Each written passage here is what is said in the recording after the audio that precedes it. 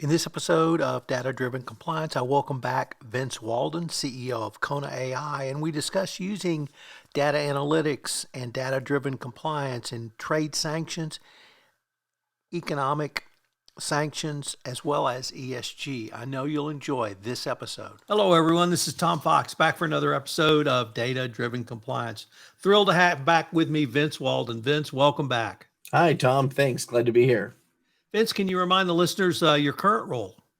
So I'm currently CEO of Kona AI, which is a leading compliance monitoring transaction review platform for corporations and service providers to enhance their compliance program and improve efficiencies on their white collar investigations.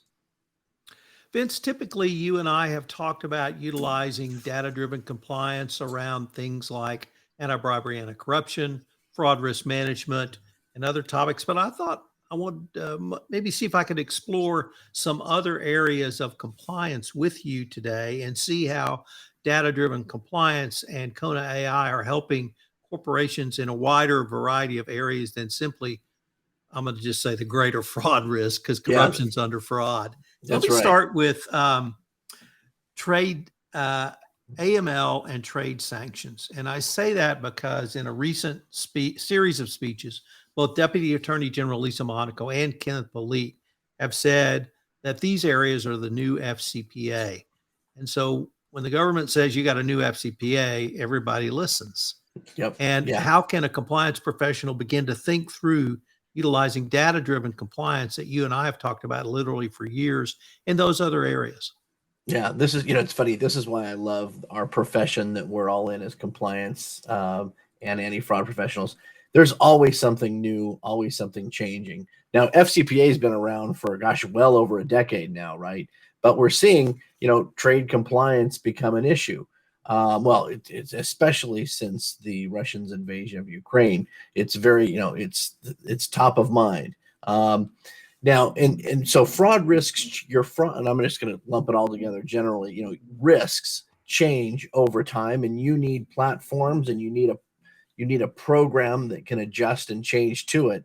And when, like when you hear Lisa Monaco say that sanctions and trade compliance is the new FCPA, yeah, we better be listening and we better have ideas and solutions and analytics ideas to address that. Now, interestingly, what we're seeing in analytics, really some cool things. I'm seeing, like, for example, let me just give you one recent case that we just are designing and implementing with a customer. They're a heavy equipment manufacturer. They are putting RFIDs on their heavy equipment, tractors, machinery, etc. Because what was happening was they would be in, let's just say, Turkey, on the border of Turkey, and again, they sell all over the world. Their tractors were on the border of Turkey. And of course, the culprits or the end user customers knew that it's against sanctions controls to do work in Syria, yet they had contracts and needs to do it. So they would drive across the border, do the work for the day, and then drive it back before anybody caught them. And it's like, what? Obviously a violation of sanctions compliance, but they were outsmarting the system. But what if we could put RFIDs or geospatial little trackers on them? They only cost like $2.50 a piece to stick them on one of those machines. And now you have geospatial movements of the company's inventory. And I just love this because in the Kona AI platform, for example, I can now track all global equipment movements around the world and pre-program geospatial locations. So as soon as your tractor or as soon as your equipment crosses the border into Syria, someone in compliance is going to get an auto alert of that manufacturing piece, which of course is tied to your sales data. So they know who the customer is or the distributor, and they're able to make a phone call. Haven't got as sophisticated as a kill switch yet, but I'm sure there's some military applications that probably do. But how cool is that? Now, that is a great example of using data analytics and kind of the Internet of Things with RFIDs to really nail a sanctions and trade compliance. I mean, once it crosses the border, it's done. I mean, that's like real time. Now, you can't do that with services, unfortunately, but with equipment and parts, you can do it. There's so many interesting things we can do now around sanctions and trade, not just doing due diligence checks, right? But actually monitoring the movement of activities to make sure you're in compliance. Vince, that ongoing monitoring is a piece that I don't think we talk about enough because, particularly in the trade sanctions area, it's not a one and done. It's not they pass all the lists. It's what happens after you make that sale. What happens after your Right. distributor makes that sale? What happens after your reseller puts that equipment in Dubai? Where does it go? Because if it goes somewhere nefarious, Iran or a terrorist organization, it's the government's going to look to you, whether or not you had any direct contact with that end user or not. So being able to track is not only a protection, but if I could even flip it, it's actually proactive because it tells the U.S. government this has happened and this enemy of the United States has this piece of equipment. It could Yeah. be a short bed pickup truck, and you may think that's meaningless till you jack a 50 millimeter machine gun on the back, Yeah. and then you drive into town. And I say that example because literally a plumbing company in a small town outside of Texas sold a fleet of their flat or short bed trucks, and they were end used by ISIS. And Yeah. so, as you might Yikes. guess, the Department of Commerce came knocking on their door. Now they had a clean bill of health in terms of their sale because they sold it to someone who sold it into Dubai. But that's the kind of thing that can get a company in trouble, even when they're doing everything on the front end correctly. So when we talk about data, I'm afraid, Vince, we get stuck with I've got everything in place. I've looked at everyone. Everyone's clean. That's the end of my work. And you're saying, no, it's not. Yeah, that's just, it's obviously your due diligence is key. But, and again, a lot of folks, I mean, when you think about practically though, once, that's just the beginning. And, it's, again, you can't not have the due diligence and make sure that's in place. But gosh, yeah, I get so many people, so many people complain through the distributor models. Once they sell it to the distributor, they have no visibility into what happens, what they sell it for, or who buys it ultimately, or what have you. And it's blind. Now, and again, for small parts, that's very difficult. I mean, you're not going to track every single pill or, in a pharma company or every single little med device. But if you think about as the equipment gets bigger or when the unit cost is high, certainly heavy machinery, in my scenario that I described, it was a heavy machinery. It was tractors and forklifts, right? Now, like you said, a Toyota, a truck is not a military piece of equipment until you strap a 50 millimeter machine gun to it.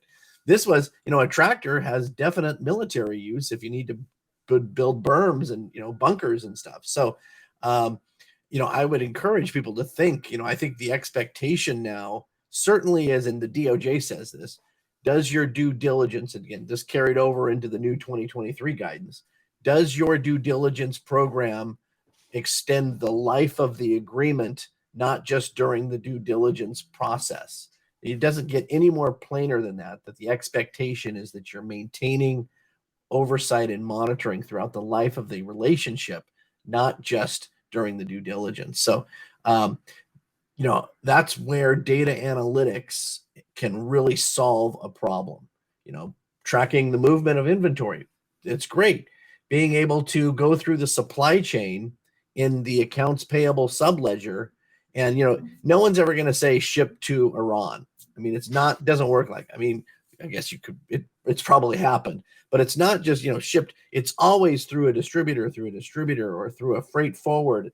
You really have to mine the supply chain and use, text analytics, text mining, beyond just traditional accounting tools to get into the weeds in that supply chain to find out where risks are. And I think that's where, again, data analytics, as opposed to just traditional accounting methods, can really play a great role to help companies manage this risk. And I'll say cost effectively. I mean, we're doing this. The project that we're working on, we're doing this globally, and it was for less than $100K to do this. It's not hard.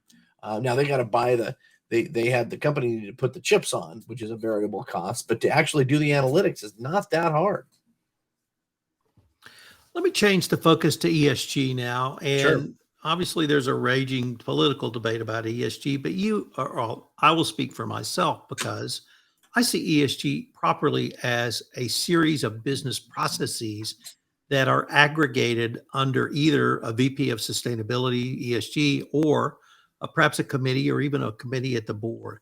And the Mhm. reason I find it so powerful is you're looking at siloed operations that have been previously siloed within an organization with a much broader overview. So you can see the big picture. Once again, whether that's an Yeah. SVP of Yeah. sustainability, a committee, or even a board. But I wanted to maybe ask you, how do you help a board or other governance committee for ESG think through data-driven ESG?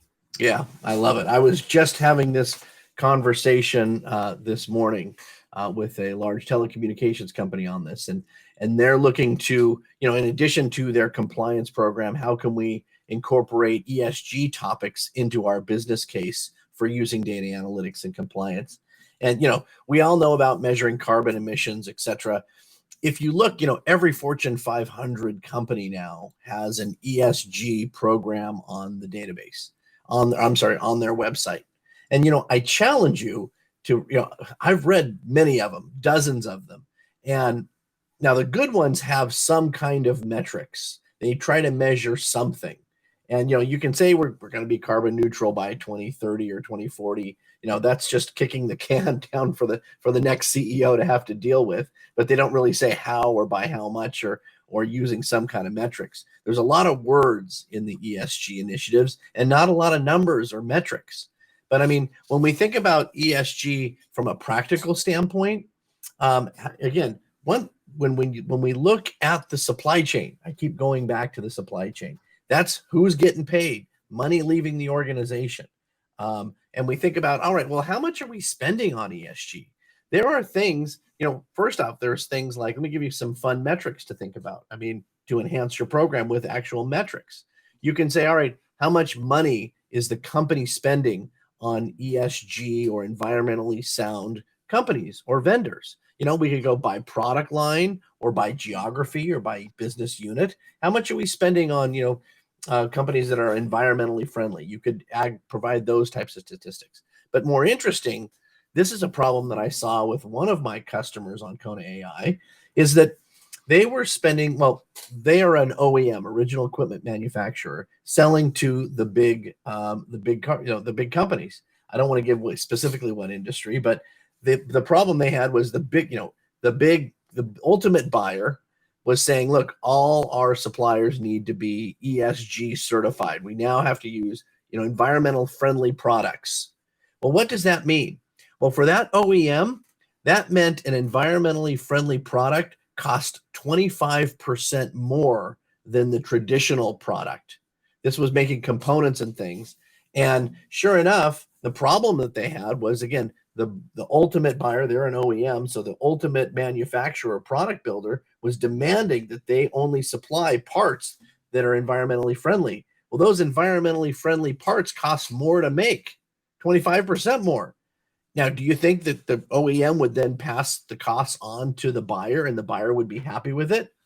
No, wait. We demand that you be ESG certified, but we're sure as hell not going to pay more for it. What are you, crazy?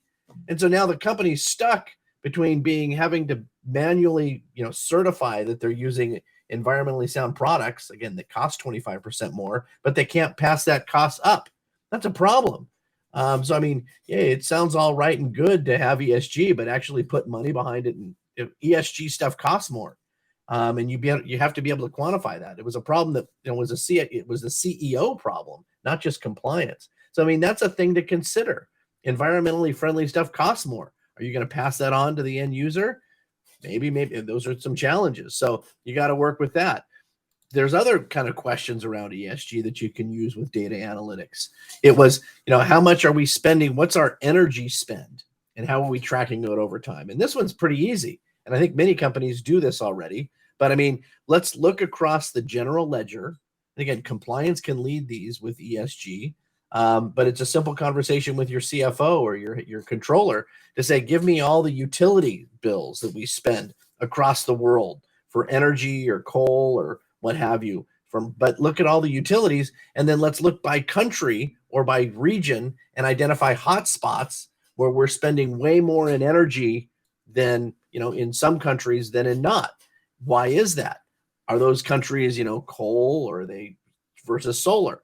And we can identify hot areas or opportunities to invest more in better or more environmentally friendly initiatives just by looking at the, utility bills across the globe. There's all sorts of cool things that we can do to measure ESG compliance. When you look at the supply chain, you look at the general ledger and see what accounts are spending. So I could go on, but I mean, those are kind of the ideas. Again, we can put numbers to things. Don't just talk words. Let's put numbers to things and measure it. Vince, what intrigued me the most when you were talking about that is I just heard business process after business process after business process. I don't want to say this is not new, but it's not new. This is utilizing Maybe it's not the same skills and tactics that you have talked about literally for 15 years with me, but with a data-driven approach. And the power of this can be, in any of the examples you gave, can save a company more money, can save a company money, make the company run more efficiently, and at the end of the day, more profitably. And so I guess I would end with, why wouldn't you be doing this? Yeah. I mean, most of your accounting systems you can have in place do that. I mean, can pull some queries. And again, what we designed in our Kona AI platform was to give both compliance and, internal audit and risk professionals that transparency into their business. And when you have easily affordable transparency into their business, you can ask all sorts of different questions, not just accounting questions, not just control questions. We can ask, marketing, and we can ask, compliance, sanctions, and now ESG type questions, with the data. Because again, it's funny, if you think about in a corporation, I don't care how big the size, there's only three things that you really have in terms of entities. There are employees that you hire, there's vendors that you pay, or there's customers or distributors who give you money. And that's kind of it. There's employees, there's vendors, and there's customers. Now, there's society and there's government and all these other factors here, but money is exchanged between those three entities. And what we built around Kona AI is an employee 360 module, a vendor 360 module, and a customer 360 module that looks at any of those interactions. And by having that transparency, you can apply, not just the good old anti-fraud fake vendor schemes or the customer schemes that we've always looked at, but you can go into the supply chain and look at sanctions and trade compliance. You can go into ESG and say, well, what are we actually spending on these certified third parties? And does it make financial sense to, source our products from environmentally friendly, Now, you might need to, both legally or society might demand it, but what we're finding, actually, this is not just with one company, but several companies I'm working with, ESG costs money. It's not just a flag that you wave. If you're going to really be ESG and use environmentally sound products, they cost more than the traditional old, unit products that you maybe have sourced differently. So these are things that you got to keep in mind. And so let me turn the subject just a little bit more yet again. And I know Kona AI is doing research with MIT and Integrity Distributed on the data sharing consortium. Could you tell us how that's going and maybe talk about some of the research results that you've seen coming out? Yeah, this has been fun. And again, this is a passion that we started last year with MIT. In fact, under a grant from Anheuser-Busch InBev, with MIT. And we've pulled together some great resources, almost a dozen companies, and we've looked at over $75 billion of disbursements where various companies have tagged high-risk transactions and trained the model of what is an improper payment. And now for Integrity Distributed, again, we looked at procure to pay, we looked at payments to third parties, and we focused on anti-corruption. So we're going back to the grassroots stuff. But what's interesting, so the first wave that we did, and again, I've talked about this before, so I'll be brief, but if you go to integritydistributed.com or even konaai.com, my website, but Integrity Distributed, you can download the white paper that was the research. And we showed that when companies can coordinate and in a consortium type manner, be able to share what is the profile of an improper payment, the predictive model improved about 25% better when companies collaborated and shared not their data, and that was key, but shared the results. Was it a round payment? Was it a keyword? What was the profile of an improper payment? That was the research we released in December of last year. What we're doing now, and it's actually going to be leading up to Compliance Week this May 15th, is some really cool research now that we know that the model is improved. But tell me, what were the variables that mattered?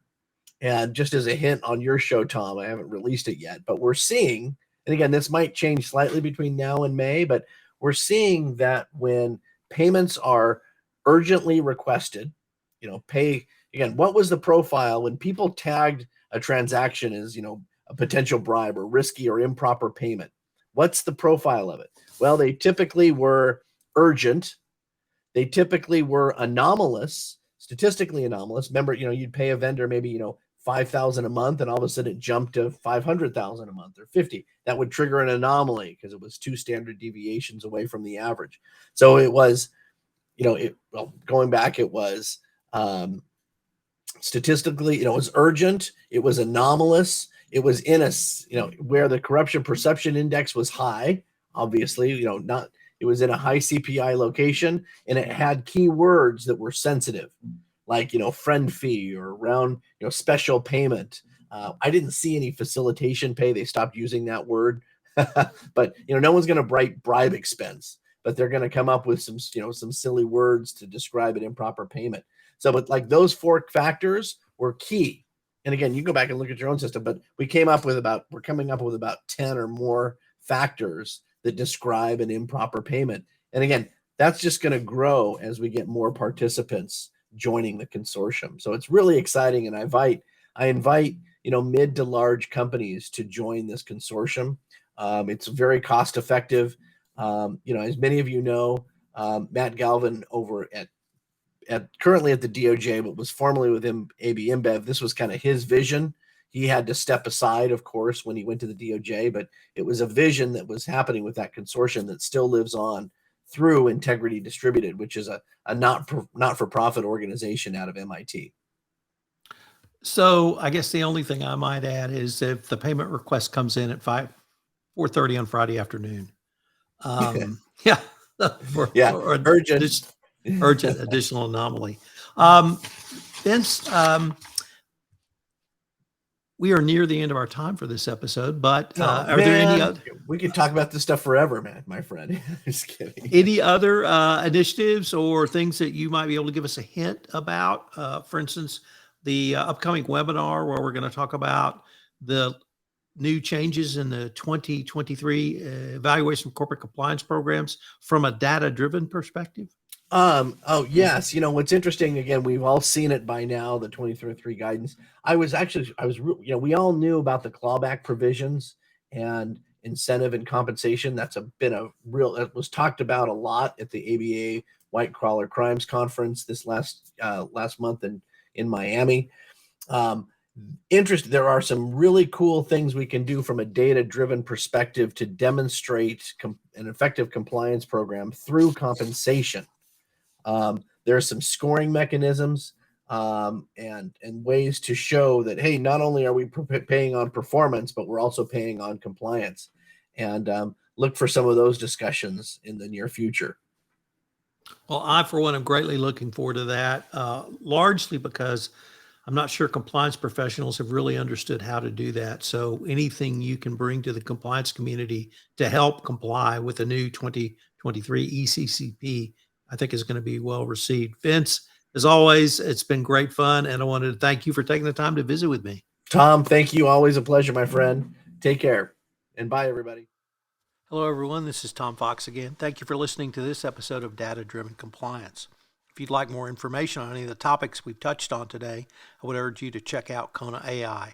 That's konaai.com. Data Driven Compliance is a production of the Compliance Podcast Network.